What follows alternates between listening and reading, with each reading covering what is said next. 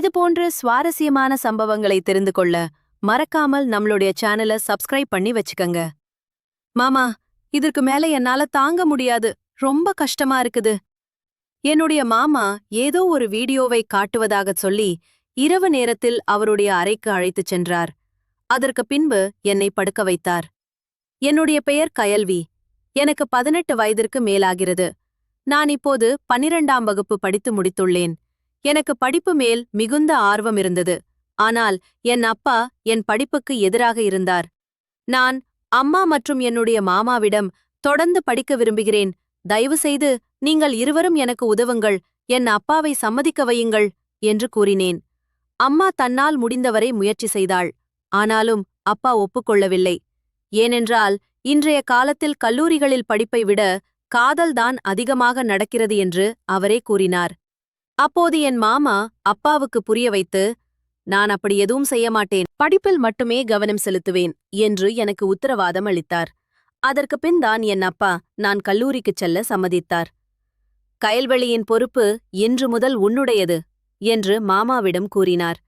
அவள் ஏதாவது தவறான காரியம் செய்தால், இந்த வீடு மற்றும் குடும்பத்திற்கு கலக்கம் ஏற்பட்டால் கயல்வெளி மட்டுமல்ல, நீயும் பாதிக்கப்படுவாய் என்று கூறினார். அதற்கு மாமாவோ, நீ கவலைப்பட வேண்டாம், நான் கயல்வெளியின் ஒவ்வொரு செயலையும் கண்காணிப்பேன் என்று அப்பாவிடம் கூறினார். மாமாவின் மனதில் என்ன இருக்கிறது? அவர் ஏன் எனக்கு இவ்வளவு ஆதரவு தருகிறார் என்று அப்போது எனக்கு தெரியவில்லை.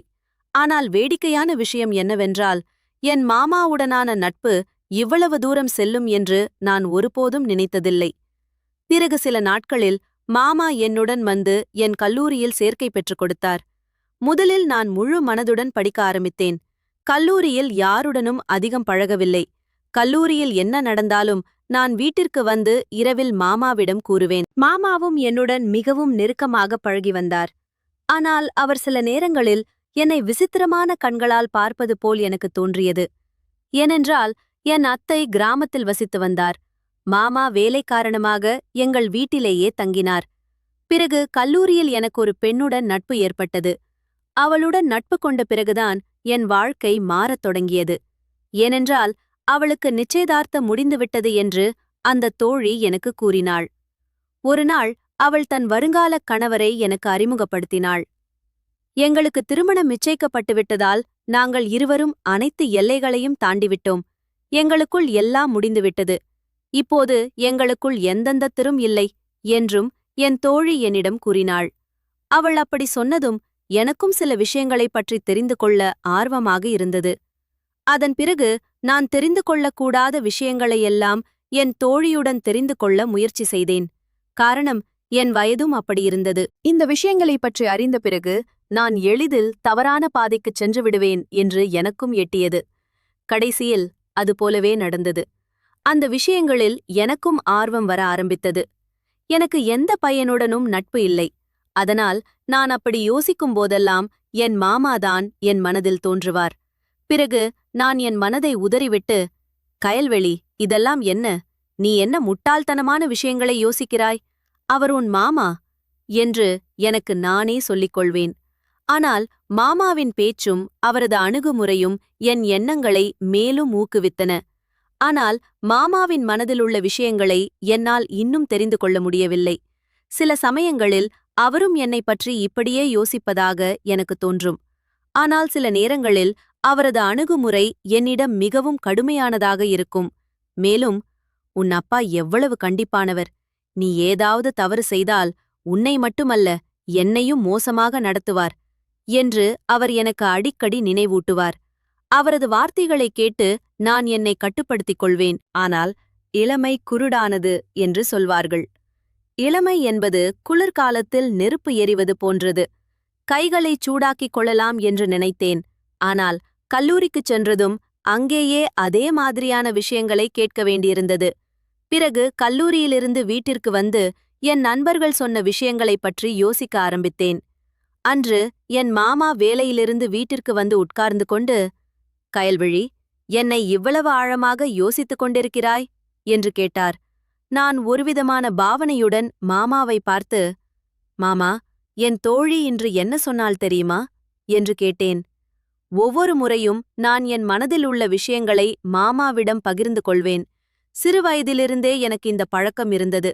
எந்த மாதிரியான விஷயங்களாக இருந்தாலும் நான் என் மாமாவிடம் கூறுவேன். மாமாவும் என்னை மேலும் கீழும் பார்த்துக்கொண்டு, "சொல், உன் தோழி உன்னிடம் என்ன சொன்னாள்?" என்று கேட்டார். இணையத்தில் பலவிதமான வீடியோக்கள் உள்ளன. அந்த வீடியோவில் எல்லா வகையான விஷயங்களையும் கிடைக்கும் என்று என் தோழி என்னிடம் சொன்னாள். உங்களிடமும் மொபைல் போன் இருக்கிறது, இணையத் தொகுப்பும் உள்ளது. நீங்களும் அந்த வீடியோக்களை பார்த்திருப்பீர்கள் அல்லவா? அதனால் நாமும் சேர்ந்து அந்த வீடியோக்களை பார்த்து மகிழ்வோமா என்று நான் கேட்டேன். என் முகத்தை மாமாவுக்கு அருகில் கொண்டு வந்து கிசுகிசுக்கும் பாணியில் இதைச் சொன்னேன். அவர் கோபத்தால் விரிந்த கண்களால் என்னை பார்த்தார். அவர் என்னை திட்டுவார் என்று நினைத்தேன். நன்றாக திட்டுவார் என்று நினைத்தேன். ஆனால் திடீரென்று அவர் முகம் மாறியது. என்னை உன்னிப்பாக பார்த்து மனதிற்குள் ஏதோ முடிவு செய்துவிட்டு சிரித்தார். கிசுகிசுக்கும் பாணியில், "கயல்வெளி, இந்த விஷயங்களை உன் அப்பாவிடம் சொல்லாதே. இல்லையென்றால் உன் அப்பா உன்னை மட்டுமல்ல, என்னையும் வீட்டிலிருந்து வெளியே ஏற்றிவிடுவார். ஏனென்றால் நான் உன் பொறுப்பை ஏற்றுக்கொண்டேன். பிறகு எனக்கும் தங்குவதற்கு பிரச்சனை ஏற்படும்" என்றார். வீடியோ பார்ப்பதை பற்றி பேசுகையில், "நீ இரவு நேரத்தில் என் அறைக்கு வா, எல்லா வகையான வீடியோக்களையும் உனக்கு காட்டுகிறேன்" என்று கூறினார். அப்படி சொல்லும்போது மாமாவின் கண்களில் ஒரு பிரகாசமான குறும்பு இருந்தது. அந்த நேரத்தில் எனக்கு புரியவில்லை. அதன் பிறகு மாமா தன் அறையில் சென்றார். நான் படிக்க ஆரம்பித்தேன். வரவிருக்கும் நேரத்தைப் பற்றி யோசிக்க ஆரம்பித்தேன். இப்போது என் மனம் புத்தகங்களில் ஈடுபடவில்லை. இரவில் என்ன நடக்கும் என்று யோசித்துக் கொண்டே இருந்தேன். ஆனால் படிப்பது அவசியம். ஏனென்றால் படிப்பில் மாமா மிகவும் கண்டிப்பானவர். "முதலில் உன் படிப்பு, மற்ற பொழுதுபோக்குகள் எல்லாம் பிறகுதான்" என்று என்னிடம் கூறுவார். "நீ படிப்பில் சிறப்பாக இருந்தால் உன் அப்பாவும் புரிந்து கொள்வார். உன் சுதந்திரத்தின் கதவுகள் உனக்காக திறக்கப்படும்" என்று அவரே கூறினார். அவர் சொன்னது எனக்கும் சரியாக பட்டது. அதனால் நான் என் மனதிலிருந்த எல்லா விஷயங்களையும் அகற்றிவிட்டு என் கல்லூரி வேலையில் முழு கவனம் செலுத்த ஆரம்பித்தேன். விரைவாக எல்லா வேலைகளையும் முடித்தேன். இரவு நேரம் நெருங்க நெருங்க என் மனதிலும் பரபரப்பு ஏற்பட்டது. பிறகு நான் எல்லா வேலைகளையும் முடித்ததும் இரவில் நான் அமைதியாக மாமாவின் அறைக்குச் சென்றேன். நான் மாமாவின் அறைக்குச் சென்றபோது மாமா பெண்களின் பத்திரிகையை பார்த்து கொண்டிருந்தார். என்னை பார்த்ததும் அவர் புன்னகைத்துக் கொண்டு அந்த பத்திரிகையை மறைத்தார்.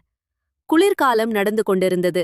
நாளுக்கு நாள் குளிர் அதிகரித்து இன்று இரவு குளிர் அதிகமாகவே இருந்தது. அதனால் நான் சென்றதும் மாமாவின் படுக்கையில் அமர்ந்தேன். மாமாவின் அருகில் நெருக்கமாக உட்கார்ந்திருந்து, "இப்போது எனக்கு அந்த வீடியோவை விரைவாக காட்டுங்கள், இல்லையென்றால் அப்பா வரும் நேரம் வந்துவிடும்" என்று கூறினேன். பிறகு மாமாவும் நேரத்தை வீணாக்காமல் எனக்கு வீடியோவை காட்டத் தொடங்கினார். வீடியோவை பார்த்ததும் எனக்குள் நிறைய மாற்றங்களை உணர்ந்தேன். ஆனால் தற்செயலாக நாங்கள் சில வீடியோக்களை மட்டுமே பார்த்திருந்தோம். நான் எதிர்பார்த்த வீடியோவை பார்ப்பதற்குள் அப்பா எங்கள் அறைக்கு வந்துவிட்டார்.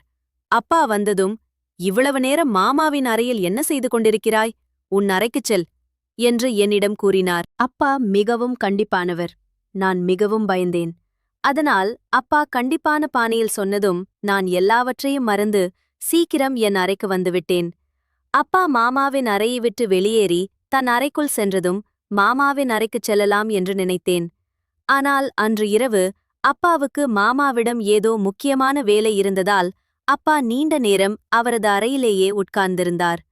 நான் காத்திருந்து எப்போது தூங்கினேன் என்று தெரியவில்லை.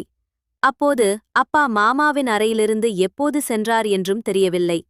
மறுநாள் கல்லூரியிலிருந்து திரும்பியதும் இரவுக்காக ஆவலுடன் காத்திருந்தேன். ஏனென்றால் நான் சில வீடியோக்களை மட்டுமே பார்த்திருந்தேன். எப்படியோ என்னை கட்டுப்படுத்திக் கொண்டு நேரம் வந்ததும் வீடியோ பார்க்க மாமாவின் அறைக்குச் சென்றேன். ஆனால், "நான் என் அலுவலக வேலை முடித்துவிட்டு வருகிறேன். சிறிது நேரம் கழித்து என் அறைக்கு வா, நான் உனக்கு வீடியோ காட்டுகிறேன்" என்றார் மாமா. நான் காலையிலிருந்து வீடியோ பார்க்க ஆவலாக இருந்ததால் மாமா மீது கொஞ்சம் கோவப்பட்டும் உட்கார்ந்திருந்தேன். என் மொபைலில் இணையத் தொகுப்பு இருந்தது. அப்போது என் இணையத்திற்கு ஒரு புதிய எண்ணிலிருந்து செய்தி வந்தது. அவர் அனுப்பிய புகைப்படத்தை பார்த்து என் கண்கள் விரிந்தன. நான் இன்னும் புகைப்படத்தை பார்த்து கொண்டிருக்கும்போதே அந்த நபரிடமிருந்து செய்திகள் வரத் தொடங்கின. அவர் என்னிடம் மிகவும் பாசமாக உரையாடிக் கொண்டிருந்தார். நான் ஏற்கனவே ஆவலாக இருந்ததால் நானும் அதே பாணியில் பதிலளிக்க ஆரம்பித்தேன். பிறகு இந்த விஷயத்தை மாமாவிடம் சொல்ல வேண்டும் என்றும் நினைத்தேன். நான் உடனடியாக மாமாவின் அறைக்கு வந்தேன். ஆனால் அவரது அறைக்கதவு பூட்டியிருந்தது. அதனால் நான் என் அறைக்கு திரும்பி வந்து அந்த தெரியாத பையனுடன் பேசிக் கொண்டிருந்தேன். நான் மொபைலில் செய்தியில் பேசிக் கொண்டிருந்தபோது, "நான் உன்னை பார்க்க விரும்புகிறேன்" என்று அவனிடம் சொல்லி வீடியோ அழைப்பில் பேசச் சொன்னேன். ஆனால் அந்த பையன் மறுத்துவிட்டான். இரவு நேரத்தில் நான் என் அறையிலிருந்து வெளியே வந்தபோது என் பார்வை மாமா மீது விழுந்தது. அவர் அந்த நேரத்தில் தன் அறையிலிருந்து வெளியேறி மொபைலுடன் மாடிக்குச் சென்று கொண்டிருந்தார். இந்த இரவு நேரத்தில் அவர் ஏன் மாடிக்குச் செல்கிறார் என்று எனக்கு ஆச்சரியமாகவே இருந்தது. இரவு 1 மணி ஆகியிருந்தது. எனக்கும் தூக்கம் வரவில்லை. ஆனால் எனக்கு ஒரு புதிய சந்தேகம் வந்தது. மாமாதான் புதிய எண்ணிலிருந்து எனக்கு செய்தி அனுப்புகிறாரோ என்று இந்த எண்ணங்களுடன் நான் சிந்தித்துக் கொண்டிருக்கும்போதே மாமாவைப் பற்றிய எண்ணங்களில் எப்போதும் தூங்கினேன். மாமா என்னுடன் இருப்பது மாதிரி ஒரு கனவு கண்டேன். அவர் என்னை ஏதோ செய்யச் சொல்வதாக கூறினார். அப்போது என் கண்கள் திறந்தன. காலையில் நான் மாமாவை பார்த்தபோது அவரின் முகம் மிகவும் மகிழ்ச்சியாக இருந்தது. அவர் என்னுடன் சிரித்து பேசிக் கொண்டிருந்தார். இதற்கு முன்பு நான் கல்லூரிக்கு நடந்தே சென்றேன். ஆனால் அன்று, "நான் உன்னை என் பைக்கில் கல்லூரிக்கு அழைத்துச் செல்கிறேன்" என்றார். நானும் அவருடன் சென்றேன். கல்லூரி முடிந்ததும் நான் வாயிலுக்கு வெளியே வந்ததும் மாமா எனக்காக ஏற்கனவே காத்திருந்தார். இன்று நான் மிகவும் சோகமாக இருந்தேன். ஏனென்றால் என் தோழி என்னிடம் கோபமாக இருந்தாள். எங்கள் இருவருக்கும் இடையே சண்டை நடந்ததால் வழியில் என் சோகத்திற்கான காரணத்தை மாமா கேட்டார். என் தோழியுடன் சண்டை நடந்ததாகவும் என் மனம் மிகவும் வருத்தமாக இருப்பதாகவும் சொன்னேன். அப்போது மாமா, "உன் மனதை நான் சரி செய்கிறேன்" என்றார். மாமா ஒரு பிரியாணி கடையில் பைக்கை நிறுத்தினார். எனக்கு பிரியாணி மிகவும் பிடிக்கும் என்று அவருக்கு தெரியும். பிறகு நாங்கள் இருவரும் அங்கு உட்கார்ந்திருந்து பிரியாணி சாப்பிட்டோம். குளிர்பானமும் குடித்தோம். மாமா அங்கேயே என்னுடன் நகைச்சுவையாக பேசிக் கொண்டிருந்தார். பிறகு நான் மாமாவுடன் வீட்டிற்கு திரும்பினேன். அன்று அம்மாவும் அப்பாவும் வீட்டிலில்லை. அவர்கள் ஏதோ உறவினர் திருமணத்திற்குச் சென்றிருந்தார்கள். அப்போது மாமா என்னிடம், "அந்த வீடியோவை மீண்டும் பார்க்கலாமா என்று கேட்கவே இல்லையே" என்று கேட்டார். அதற்கு நான், "ஏற்கனவே பார்த்துவிட்டேன்" என்று சொன்னேன். மாமா திடீரென்று என்னை ஆச்சரியமாக பார்த்து, "எப்படி பார்த்தாய்? உன்னிடம் சாதாரண தொகுப்புதானே இருக்கிறது" என்று கடுமையான தோணியில் கேட்டார். "எனக்கு ஒரு புதிய நண்பர் இருக்கிறார். அவர் எனக்கு அனுப்பினார். நான் இரவு உங்களுக்கு சொல்ல வந்தேன். ஆனால் நீங்கள் தூங்கிக் கொண்டிருந்தீர்கள்" என்று சொன்னேன். இதைக் கேட்டதும் மாமா ஆழ்ந்த சிந்தனையில் மூழ்கினார். "நீ இப்போது போய் உன் உடைகளை மாற்றி வா" என்றார். நான் என் அறைக்குச் சென்றேன். நான் மீண்டும் வரவேற்பறைக்கு வந்தபோது மாமா என் மொபைலில் எதையோ தேடிக் கொண்டிருந்தார். நான் வருவதைப் பார்த்ததும் என் மொபைலை மேஜையில் வைத்துவிட்டார். நாங்கள் இருவரும் ஒன்றாகச் சாப்பிட்டோம். நான் சாப்பிடும்போது மாமாவை பார்த்தபோது மாமா என்னை விசித்திரமாக பார்ப்பது போல் எனக்கு தோன்றியது. அவர் என்னிடம் ஏதோ சொல்ல முயற்சிக்கிறார் என்று எனக்கு தோன்றியது. ஆனால் அவரால் சொல்ல முடியவில்லை. "மாமா, இப்போது சொல்லுங்கள், நான் கண்டிப்பாக மறுக்க மாட்டேன்" என்று என் மனதிற்குள் நினைத்துக் கொண்டிருந்தேன். அப்போது என் பார்வை மாமாவின் முகத்திலிருந்து அவரது மொபைலுக்குச் சென்றது. ஏனென்றால் நான் இன்றும் அந்த தெரியாத பையனின் செய்திக்கு காத்திருந்தேன். அவன் இன்னும் எனக்கு செய்தி அனுப்பவில்லை. மாமாவும் ஏதோ சொல்ல விரும்பினார். அப்போது நான் மொபைலை எடுத்து அந்த எண்ணுக்கு செய்தி அனுப்ப ஆரம்பித்தேன். ஆனால் என் மாமா என் கையிலிருந்த மொபைலை பறித்தார். அவருக்கு பொறாமை ஏற்பட்டிருக்கலாம் என்று நினைத்தேன். அப்போது மாமா, "சாப்பிடும்போது மொபைல் பயன்படுத்துவது நல்லதில்லை. அதனால் மொபைலை என்னிடம் கொடு" என்றார். இதை சொல்லி என் மொபைலை அவரே எடுத்துக்கொண்டார். நான், "சீக்கிரம் சாப்பிட்டு முடித்துவிட்டு என் மொபைலை எனக்கே திருப்பிக் கொடுங்கள்" என்று மாமாவிடம் சொன்னேன். "கொடுக்கிறேன். இப்போது நீ புத்தகங்களை எடுத்து வா" என்றார். இன்று பொறாமையில் மாமா என் விருப்பத்தை நிறைவேற்றுவார் என்று நான் மகிழ்ச்சியடைந்தேன். நானும் அப்படியே செய்தேன். நான் சீக்கிரம் புத்தகங்களை எடுத்து கல்லூரி வேலைகளையும் முடித்தேன். இரவு 11 மணி ஆகியிருந்தது.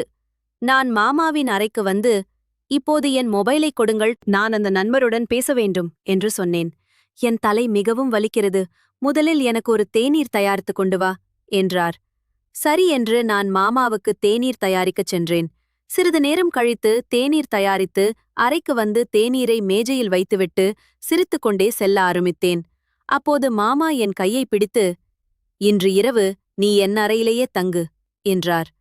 நான் அமைதியான பார்வையுடன் அவரை பார்த்தேன். ஏனென்றால் இன்று இரவு நான் அந்த பையனுடன் வீடியோ அழைப்பில் பேச வேண்டும். நான் வேண்டுமென்றே மாமாவை திரும்பச் சொல்லும் விதமாக, என் அறைக்குச் செல்கிறேன் என்று சொல்லி என் கையை அவரிடமிருந்து விடுவித்து அறைக்கு வெளியே செல்ல ஆரம்பித்தேன். ஆனால் மாமா என்னை போகவிடாமல் தடுத்து, நான் சொன்னதை மட்டும் செய் என்று கடுமையான தோணியில் சொன்னார். என்னை அவரது படுக்கையில் படுக்க வைத்தார். நானும் பயத்தில் படுத்துவிட்டேன். பிறகு இரவு முழுவதும் மாமா என்னுடன் செய்ததை நான் கனவிலும் நினைத்து பார்த்திருக்க மாட்டேன். அவர் நீண்ட நேரம் என் மொபைலை பயன்படுத்திக் கொண்டே என்னையும் தூங்கவிடவில்லை. இரவு 12 மணிக்கு, உனக்கு அந்த பையன் யார் என்று பார்க்க வேண்டுமா? யார் உனக்கு வீடியோ அழைப்பும் புகைப்படமும் அனுப்புகிறார் என்று தெரியணுமா என்று கேட்டார். மாமாவின் பேச்சை கேட்டதும் நானும் மகிழ்ச்சியடைந்து, ஆம், பார்க்க வேண்டும் என்று சொன்னேன். மாமா என் மொபைலை என் கையில் கொடுத்து, இதைப் பார் என்றார். அந்த புகைப்படத்தை பார்த்ததும் எனக்கு அதிர்ச்சியாக இருந்தது. ஏனென்றால் அந்த பையன் என் தோழியை நிச்சயதார்த்தம் செய்தவன். நான் சோகம் நிறைந்த கண்களுடன் அதிர்ச்சியாகி மாமாவை பார்த்தேன். என் கண்களிலிருந்து கண்ணீர் வந்தது. பிறகு மாமா பேச ஆரம்பித்தார். நீ இந்த பையனைப் பற்றி என்னிடம் சொன்னபோது யாரோ உன்னை முட்டாளாக்க நினைக்கிறார்கள் என்று புரிந்தது. அதனால் உன் மொபைலிலிருந்து அந்த எண்ணை எடுத்து இந்த பையனுடன் நான் பேச ஆரம்பித்தேன். அவன் உன் புகைப்படத்தை சமூக ஊடகங்களில் போடப் போகிறான். நான் அவனை பயமுறுத்தாமல் மிரட்டாமல் இருந்திருந்தால் நீ அழிந்து போயிருப்பாய். குடும்பத்தின் மரியாதையும் கெட்டுப்போயிருக்கும். அதனால் உன் அப்பாவும் நம் குடும்பமும் என்ன செய்திருப்போம் என்பது வேறு விஷயம். மகளே, இது நல்ல விஷயங்களை கற்றுக்கொள்ளும் வயது. இது போன்ற கேவலமான விஷயங்களிலிருந்து உன்னை நீயே காப்பாற்றிக் கொள்ள வேண்டும். நீ என்னிடம் இப்படி பேசும்போது உன்னுடைய குழந்தைத்தனம் மற்றும்